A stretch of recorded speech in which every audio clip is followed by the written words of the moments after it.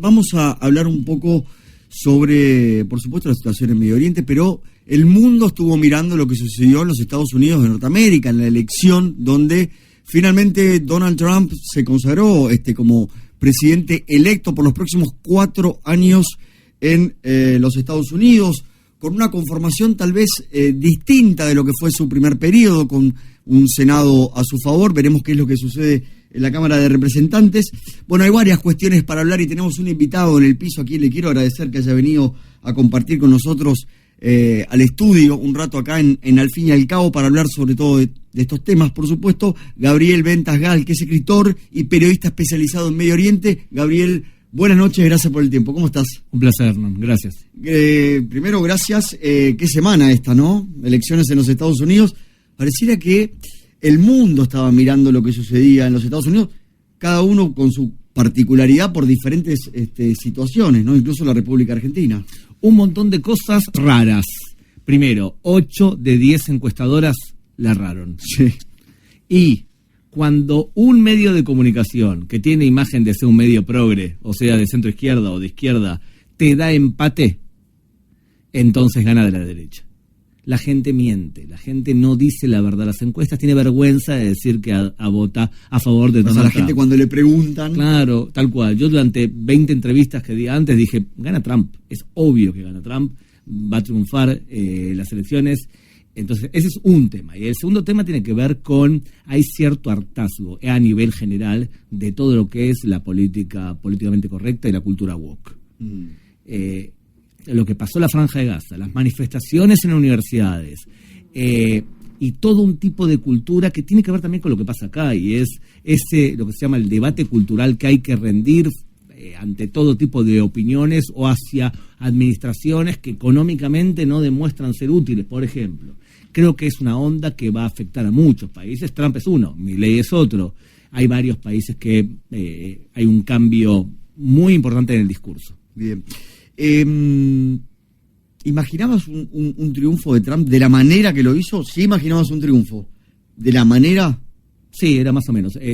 Sigo un encuestador, varios encuestadores muy buenos. Uno decía, hay un margen de error en las encuestas que dan más o menos de 4 a 6% en contra del candidato conservador. Entonces, si ahora las encuestas dan X, significa que si hay esa diferencia, más o menos coincide con el resultado final. Bien. Todo lo que se venía planteando respecto de la situación en Medio Oriente por parte de los Estados Unidos, ¿cambia ahora? Totalmente, totalmente. Mira, varias cosas. Primero, que la estrategia de los demócratas, el ideólogo de los demócratas es Barack Hussein Obama, y él es alumno de un hombre llamado Edward Said, que ya falleció, y él lo que decía es, hay que entender el Medio Oriente en base a la influencia del colonialismo. Entonces, eso provoca que no hay ningún local que tenga la culpa, sino la culpa siempre se lo otorgamos a las colonias. Y va Barack Obama y le dice a los países del Medio Oriente, perdonen, nosotros les hicimos A, B, C y D. Los demócratas tenían a Kamala Harris, que era Barack Obama con menos neuronas, ¿está? Entonces, la estrategia de ellos es, hay que mimar a Irán, hay que abrazar a Irán, sacarle las sanciones y meterlo a la comunidad internacional. En cambio, Donald Trump no es así. Él lo que dice es, voy a amenazar a Irán, voy a amedrentarlo y voy a provocar que se rindan, porque de lo contrario los voy a bombardear. Entre esas dos visiones... Totalmente opuestas. En el Medio Oriente, ¿quién es más creíble? ¿Barack Obama o Trump? Trump. Y por eso, en el Medio Oriente, los que querían que triunfe Trump eran Arabia Saudita, Emiratos Árabes Unidos. Todos los países sunitas, no radicales, querían que gane Trump. Te quiero llevar respecto a lo que pasa en la Franja de Gaza. Me pregunto, Estados Unidos e Israel, aliados, por supuesto, ¿pueden decidir sobre lo que pasa en Franja de Gaza? No pueden decidir el futuro de la Franja de Gaza internamente, porque cuando en el Medio Oriente vos te metés a intentar decidir por los locales, en general, no haces un buen trabajo. Y a veces intervenís y haces más daño que beneficio. Te doy un ejemplo puntual. George Bush, hijo, decide que va a conquistar Irak y le va a dar a cada ciudadano un voto. ¿Quién termina ganando? Los que son más. Ganaron los chiitas, que eran más, y terminaron creando un gobierno chiita que sometió a los sunitas, y los sunitas, desencantados de todo esto, crearon ISIS. Entonces, ¿te das cuenta? La influencia puede ser nefasta. Ahora bien, dicho esto, ¿qué es lo que sí puede definir Israel? Israel lo que puede hacer es decirle, primero, queremos todos los rehenes de vuelta, 1. 2, no vamos a aceptar de ninguna manera un gobierno de Hamás en la Franja de Gaza, que sea otro. 3, no vamos a aceptar que tengan fuerza militar. Y 4, no vamos a aceptar que tengan los canales para poder reorganizarse. Eso sí lo puede decir Israel. Pero lo que no puede decidir es que ellos decidan lo que quieren hacer en su futuro en un terreno que es muy pequeño. Estamos charlando con Gabriel Ben Tasgal, que es escritor y periodista especializado en Medio Oriente. Recién mencionaste el tema de los rehenes. Sobre los rehenes que aún quedan en manos de Hamas, ¿no se ve una predisposición para llegar a un acuerdo? Porque Hamas estructuralmente considera que es más importante para entrar en la historia del Islam como aquellos que humillaron a los judíos. Entonces, y además, en su concepción teológica, la vida terrenal no importa. La vida terrenal es un paso para llegar a un paraíso donde vas a estar con 72 mujeres y donde vas a nadar en ríos de miel y de vino. En la tierra no puedes tomar vino, en el paraíso sí. Entonces, cuando vos tenés esa concepción de vida, tu vida terrenal no importa. Ahora vos imagínate que si tu vida terrenal no importa, ¿te importa la vida de mujeres del enemigo? Entonces, evidentemente no. Es mejor para ellos humillar. Ahora bien, puede ser que se dé una circunstancia en donde vos lo pongas entre la espada y la pared y les digas a los líderes de Hamas, tienen 24 horas para rendirte, pues sabemos dónde estamos y los vamos a matar, a menos que liberen X cantidad de rehenes. Puede ser que eso ocurra. Yo en general soy bastante pesimista, hablamos de 101 rehenes, en donde se estima aproximado que quedan vivos más o menos entre 20 y 50. Nada más. O sea, la mayoría probablemente no esté entre los vivos, y entre otras cosas lo que esta gente hace es, una vez que matan a alguien, muchas veces lo entierran bajo cemento, cosa que no los puedan ubicar y que sus familiares no puedan ni siquiera recibir el cuerpo. ¿Cómo conseguís saber dónde está? Bueno, a veces interrogando a un terrorista que te termina diciendo, yo estuve presente el momento que le echaron cemento. Quiero preguntarte por otros actores que tienen creo yo, te lo pregunto a vos, que conocés más, por supuesto, influencia. Son Siria y el Líbano. Y ahí se mete el tema del tráfico de drogas. Porque ahí se genera, por supuesto, mucho dinero. Y es un flujo que también no se puede no dejar de atacar en esta ecuación, digamos. 6.000 millones de dólares más o menos están ganando 2 narcoestados, Siria y el Líbano. El Líbano a través de Hezbollah, Siria a través del gobierno. El hermano de Assad es el que cuida las plantaciones de amapola para producir la droga más problemática que hay ahora en el Medio Oriente, probablemente en el mundo, llamada Captagon. Es una droga que es la droga del yihadista. Una droga parecida al fentanilo, parecida, no exactamente igual, que desinhibe de una manera muy barata y con mucha facilidad de acceso. Sale una pastilla de Captagon en el Medio Oriente $10 nada más. Ahora, estos tipos te mandan $1.000 millones en Captagon en Italia y por suerte la policía lo detiene. O meten drogas adentro de, ¿cómo se llaman las frutas estas que tienen un montón de granitos rojos? Granadas. Ahí está. Meten adentro de la fruta de la granada, te meten droga y Arabia Saudita lo descubre. Ahora, ¿cuántas drogas llegan y pasan fronteras sin que se descubra? Y en América Latina hay un problema que es peor, y es que firmaron, o sea, acordaron con los narcos que los narcos distribuyen y venden y ellos lavan el dinero.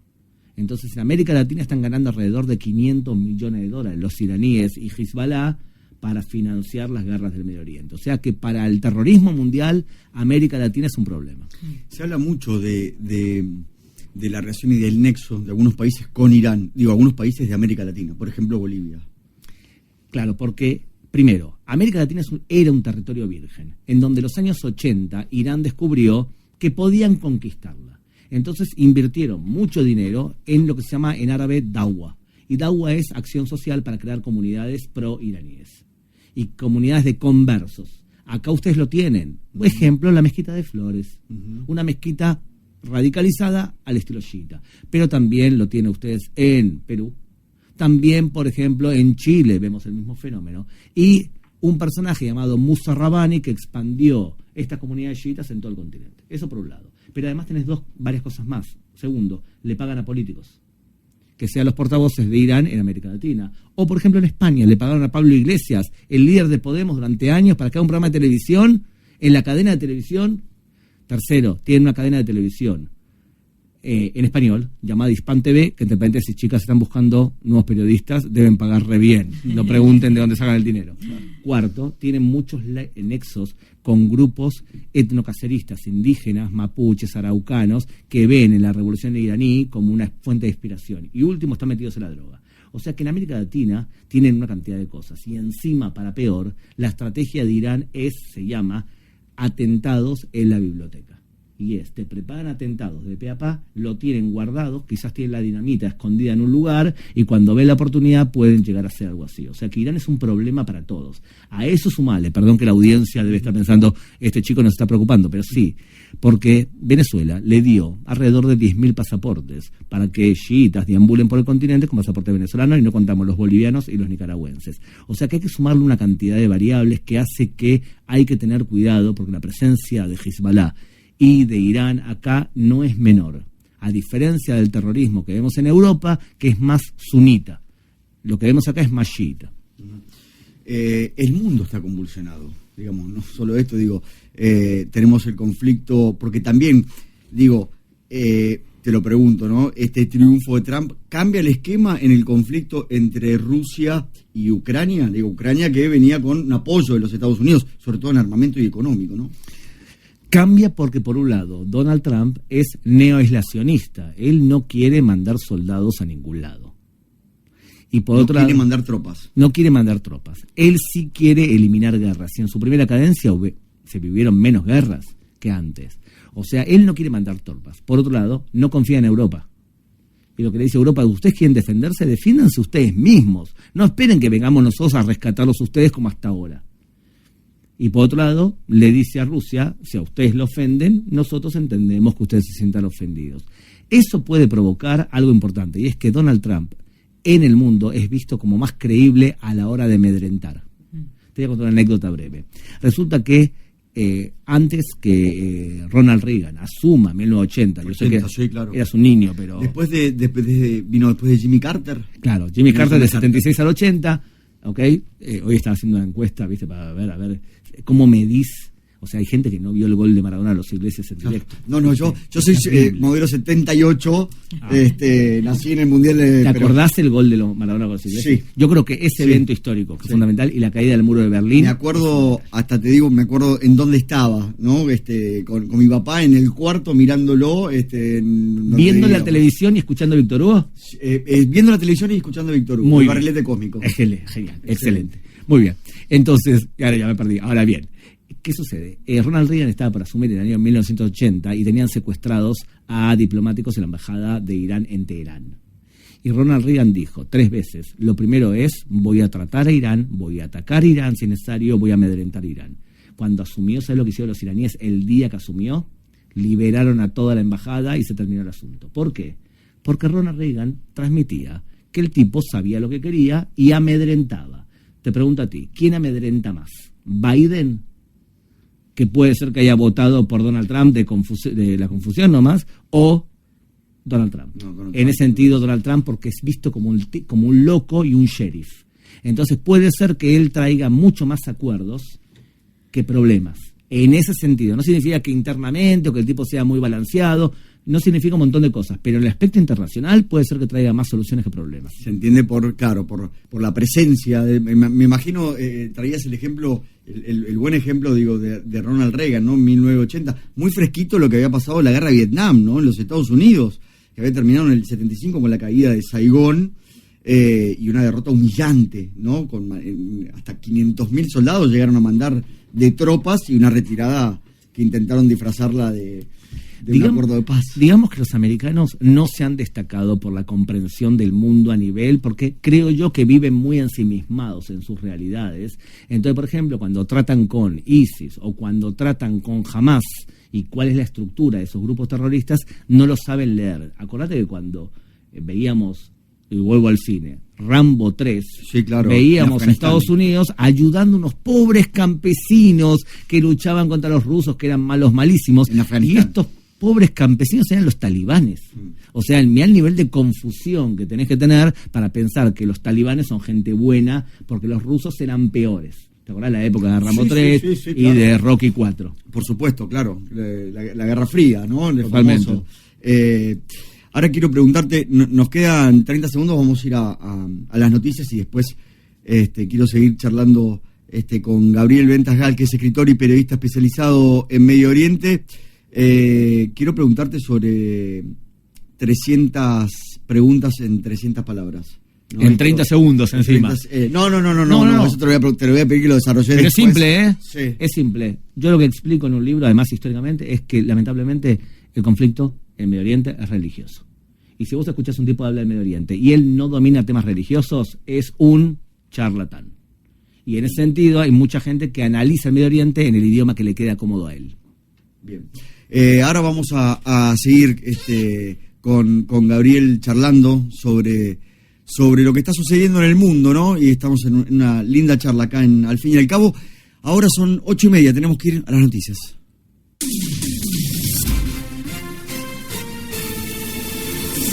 CNN Radio. AM950.com.ar. CNN Radio. AM950. Siempre. Del lado de la información. CNN Radio Argentina. En tu celular. Bájate la aplicación CNN Radio Argentina. En App Store y Play Store. Hasta las 10 de la noche. Al Fin y al Cabo. Con la conducción de Hernán James. CNN Radio. AM950. Siempre del lado de la información.